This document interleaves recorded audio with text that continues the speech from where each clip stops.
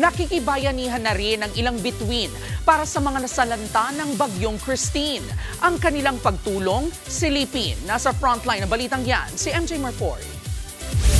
Hindi nagpahuli sa pagtulong sa mga binaha si Can't Buy Me Love star Donnie Pangilinan.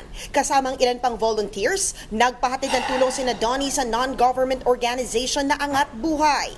Ang G Studios naman ni Sarah Geronimo, nakipagtulungan din sa Angat Buhay para magpahatid at mangalap ng tulong. Nangangalap na rin ng donasyon ng K-pop supergroup na SB19, katuwang naman ang kanilang fans na 18. Ang K-pop girl group naman ay Eunice, kung saan 3 miyembro rito ang Pinay, nasa bansa para sa kanilang Curious Land fan concert.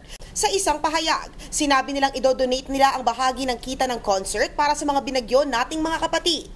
Namigay na rin ng tulong ang actress at businesswoman na si Sashna Laparan. Mensahe lang niya sa mga kapatid nating nasa lanta, sige lang kapatid, sandal ka lang.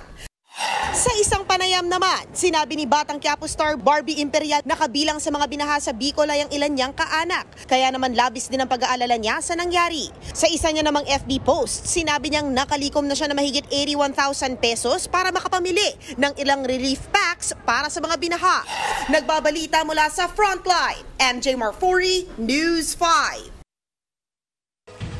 Mga kapatid, ito po ang inyong K-Alaman Queen, Kalad Karen.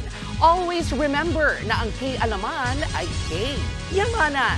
Kaya para sa latest showbiz news at dagdag impormasyon, mag-follow at mag-subscribe sa social media pages ng News 5.